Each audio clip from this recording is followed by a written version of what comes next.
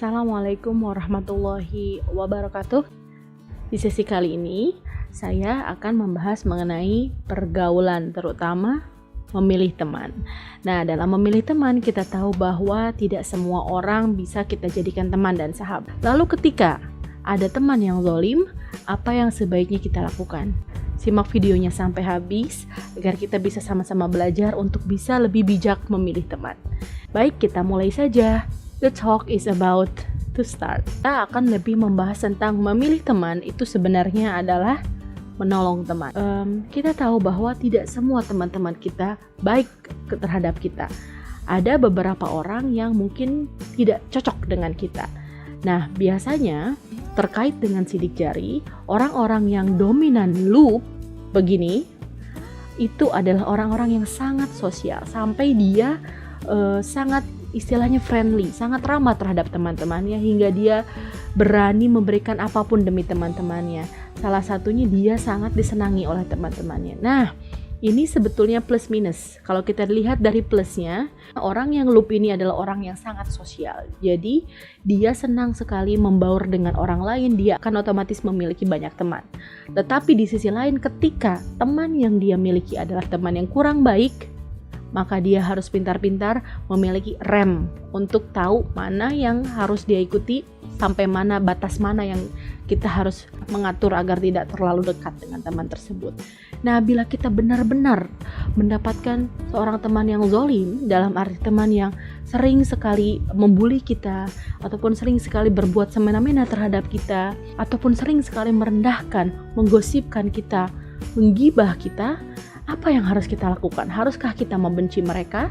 Biasanya teman-teman seperti itu tuh sekalinya dimaafin terus dia akan terus mengulang kesalahannya, sehingga kita merasa percuma, tidak ada perubahan yang terjadi dengan dia. Apa yang kita lakukan ketika sudah ada di tahap ini, ketika kita memiliki teman yang zalim, lalu ketika dimaafkan dia kerap melakukan kesalahan yang sama? Nah, saya punya tips yang cukup ampuh yang juga akan baik untuk keduanya, yakni tolong bantu dia untuk tidak melakukannya lagi.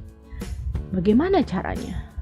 Ada hadis Rasulullah yang mengatakan, bantu teman kamu yang zalim dengan tidak memberikannya kesempatan untuk berbuat zalim. Berarti, satu kesimpulan untuk menghindari kezaliman dari temanmu adalah menjauh.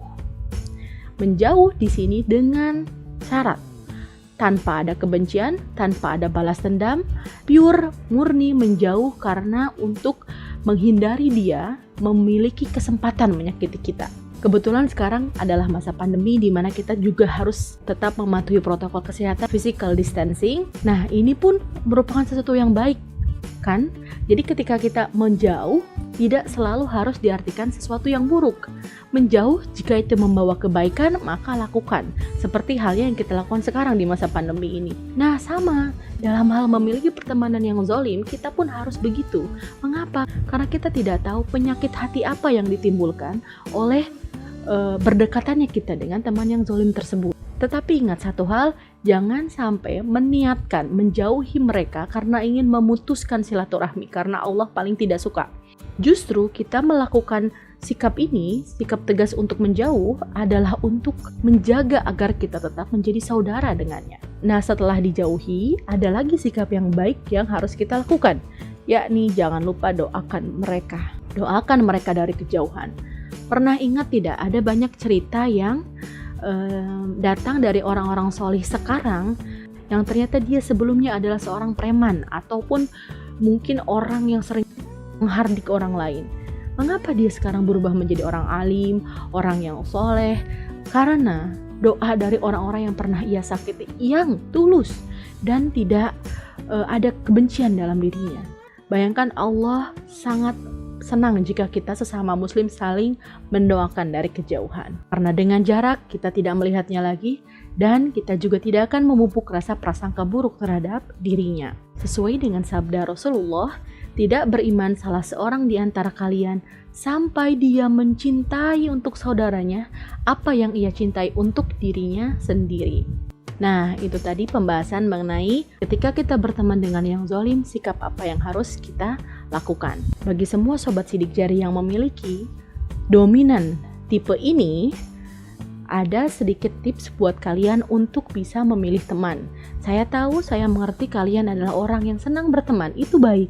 Tetapi kita tetap harus memilih siapa yang kita keep untuk menjadi teman baik, siapa yang kita simpan hanya untuk sekedar menjadi teman dan mungkin mendoakan dari kejauhan. Sesungguhnya seseorang akan mengikuti sahabat atau teman dekatnya dalam tabiat dan perilakunya. Keduanya saling terikat satu sama lain, baik dalam kebaikan maupun dalam kondisi sebaliknya. Di sini ada anjuran untuk kehati-hatian. Bagaimana tips untuk orang tua yang memiliki anak yang dominan loop? Kita disarankan untuk lebih bisa mengendalikan pertemanan anak kita.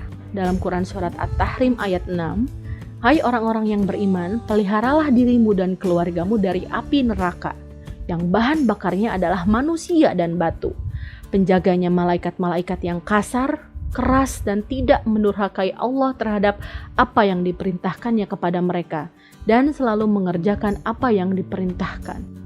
Jadi di sini ada anjuran pertama untuk orang tua adalah mengetahui siapa saja teman-teman anak.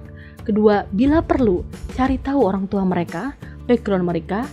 Ketiga, memberikan peringatan kepada anak kita jika salah satu temannya kurang baik.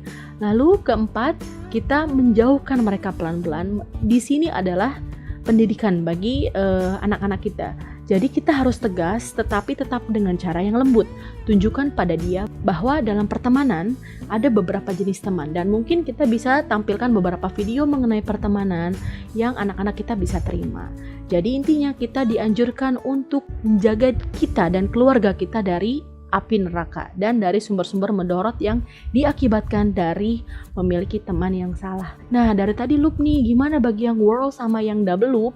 Untuk yang world, itu kelebihannya adalah mereka, world itu yang seperti ini ya, mereka sudah sangat selektif sama teman. Jadi beruntung bagi yang world, saking selektifnya mereka agak ada tendensi untuk memilih teman malah berdasarkan fungsi. Nah justru ini plus minus juga, tapi mungkin untuk plusnya adalah mereka sudah otomatis memilih teman. Lalu kurang baiknya apa? Jika teman itu walaupun dia baik tetapi tidak menguntungkan, dia tidak mendekati. Nah ini kurang baiknya. Makanya kita harus terus senantiasa membaca dalam hal ini, membaca situasi juga. Jika memang teman itu meskipun tidak ada manfaatnya secara langsung bagi kita, kita tidak pernah tahu dari teman siapa kita mendapatkan ilmu yang bisa merubah kita ke arah yang lebih baik. Sama dengan double loop pun. Double loop walaupun tipe yang paling rumit, tapi dia sesungguhnya ada tendensi gabungan antara world sama loop. Artinya dia mempunyai cara sendiri untuk memilih teman. Dia juga memiliki barrier atau batasan sendiri yang teman ini baik, saya harus berteman sama si ini, sama si A dalam level ini gitu. Jadi double loop sendiri karena dia kompleks pemikirannya, dia sudah ke arah sana. Jadi kabar baik untuk yang double loop, maka teruskan tetap menilai orang tidak bisa berdasarkan penampilan, tidak bisa berdasarkan keuntungan apa yang akan kita dapat, tetapi kita bisa menilai orang dari seringnya kita interaksi dengan dia, penilaian manusiawi kita tentang seberapa dekat dia dengan Tuhannya, lalu seberapa sering ia mengingatkan kepada kebaikan, dan seterusnya. Ada banyak hal yang kita pelajari dari memilih teman sesi kali ini. Nah, semoga sesi ini bisa sedikit memberikan manfaat bagi teman-teman mendengarkan sesi tentang memilih teman di setiap tipe sidik jari dan kaitannya dengan Islam. Semoga sesi ini bermanfaat. Di kesempatan selanjutnya, saya akan mulai untuk membahas tentang kalau diomongin orang, santai aja. Nah, penasaran? Makanya nantikan terus channel saya, nyalakan loncengnya, klik subscribe, like, dan juga komen. Juga jangan lupa follow IG kami di @tentangsidikjari. Terima kasih. Akhirul kalam. Wassalamualaikum warahmatullahi wabarakatuh.